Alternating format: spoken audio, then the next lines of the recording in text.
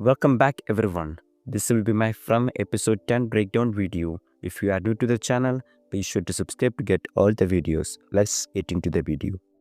From season 3 episode 10 opens with Ellis returning to board in the sheriff's office with a solid hunch that has occurred to him in the last few minutes. As shown in last week's episode 9, Ellis had gone out to search for Fatima with Elgin, and during the whole time, Elgin had tried to comfort him by stating that the woman will be fine and she will give birth without any complications. Elgin had been clearly trying too hard to convince Ellis that his wife was safe, leading to Ellis feeling that there was something definitely wrong with his colony house neighbor. Thus, Ellis now tells Boyd and Kenny, who is also present at the sheriff's office, that Elgin must be the one who has kidnapped Fatima. Boyd quickly reacted to the situation by sending his son and his deputy to the colony house to ensure that Elgin cannot step out of the place while he goes in search of Sarah.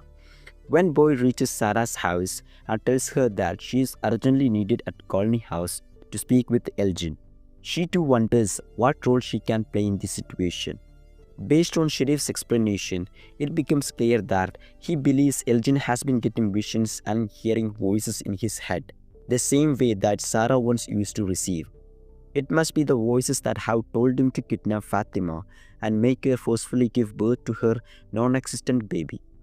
And they must have promised that he would be helping everyone at Fromville get home by doing all this. Sarah too was once told by the voices in her head that she would be saving everyone in the mysterious town if she killed Ethan, and it then got her to kill her own brother as well.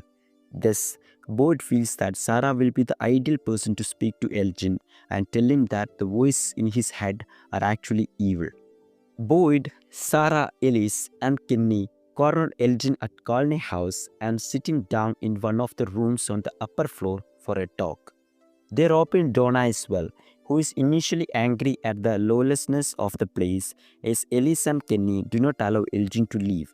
But as soon as she is told that the young man knows where Fatima is, she too joins in on the interrogation. The matter initially begins like an intervention, with all the characters trying to lovingly talk to Elgin and make him reveal where Fatima is being kept hostage.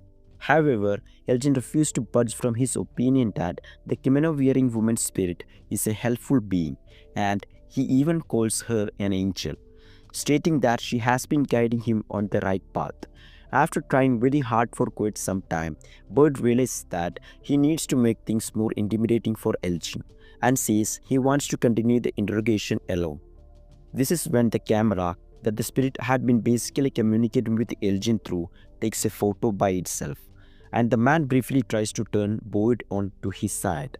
However, the photo is of the house that Boyd had built for his family after his retirement, and it was to this very place that he had been driving when he and his family ended up in a Fromville instead.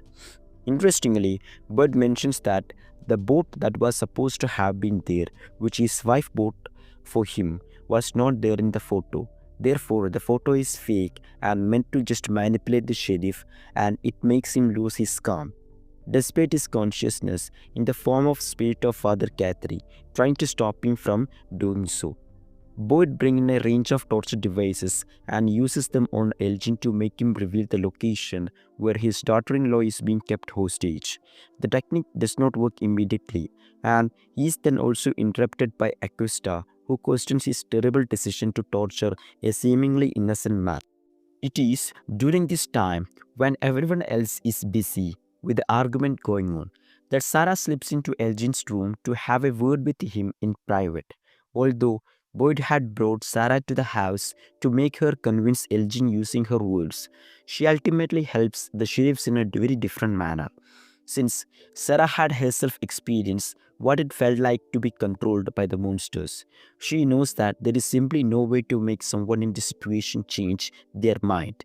She knows that the only way to make Elgin talk would be to torture him inhumanly to the point of killing him, and she wants to keep Boyd from the terrible guilt of taking someone's life. Sarah has already experienced that feeling in her life once when she had killed her brother, and has also lived with the shame for it, while being persecuted by the townsfolk for her actions. Although she had not been able to kill Ethan, she still lives with the guilt of having tried something like that as well. Therefore, Sarah decides to take matters into her own hands, and when she goes to Elgin's room, her intention is to fish out Fatima's location by hook or crook. She beats and tortures Elgin so badly that the man is seemingly on the verge of death from the injuries. But more importantly, Sarah reveals to everyone that Fatima is being kept hostage at the underground cellar. Episode 9. Fatima had been forcefully made to drink Elgin's blood, both by Elgin and the monstrous baby inside her womb, and this had led to her belly growing rapidly, with her body reaching the final stages of pregnancy magically. The helpless woman struggles to cope with the extreme physical difficulties, particularly when the monster in her belly moves around, causing her immense pain. She desperately tries to call out to someone for help, but to no avail. At one point, Fatima frustratedly throws the jar of blood at the wall before realizing that a broken shard of the glass can be used as a weapon. However, there is nobody to attack besides the very baby monster growing her, and although it will surely hurt her as well. Fatima tries to cut open her belly and kill the mysterious bee. This is when a kimono-wearing woman appears once again as if as a quick reaction to stop Fatima from hurting the baby, and she forces Fatima to use the shard on her own throat as a sort of punishment for her audacious attempt. The spirit then says that she is ready to give birth, and as Fatima's water breaks, she is laid down on the bed and held in, pushing out the baby by the ghostly woman. Just as the baby comes out, the trapdoor on the floor of the room, which Fatima had found and tried to open in the last episode, slowly rises by itself, revealing a flight of stairs under it. The ghostly woman takes Fatima's baby, which is actually a small bundle of flesh and blood with no discernible features, and then climbs down the stairs to a chamber, just according to the plan made by her and some associates. Meanwhile, Boyd and Ellis find out about her being trapped in the cellar and rush to the place to save her. They even hear her screams while giving birth from the outside. But by the time they can enter, she is alone in the cellar. But in a significant revelation, Fatima states that she has finally found out a grave secret about the monsters, as they were once people who had all sacrificed their own children in order to gain power of immortality. There is not much time for the others to react to this, though, and Boyd tells Ellis and Kenny to immediately take Fatima to Colony House while he checks out the underground chamber. He climbs down the stairs, following the kimono-wearing spirit, and then peeks from the corner to see what is actually going on. This is when the real nature of the object that Fatima had just given birth to is revealed, as it is placed on the floor with all the monsters gathered around. In a ceremonial circle, the monsters clearly celebrate and joyously look on at the heap of flesh on the floor, which keeps growing every moment and finally takes the shape of a human. Soon, a human-like monster steps out of a fleshy mass, and it is revealed that he is none other than the smiley creature monster seen in season 1 and 2. Although Smiley Creature had been killed by the humans in the previous season, he returned to life through Fatima, meaning that the monsters are really immortal because they had sacrificed their children to some more powerful supernatural being. This episode majorly focused on Tabitha and Jade coming to a shocking realization about themselves, which ultimately answers a number of questions regarding their erratic behavior. As Jade tells Jim, he has been seeing people or things at places where they are not supposed to be, like the Civil War soldiers or even Christopher and Jasper in recent times.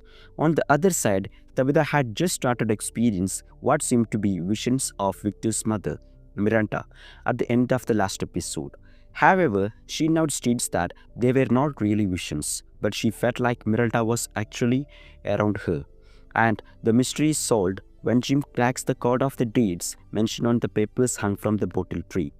Jim figures out that the numbers are probably codes for musical notes, and when Jade starts playing the same notes on Miranda's violin, he seems to remember the music by heart without having ever heard it.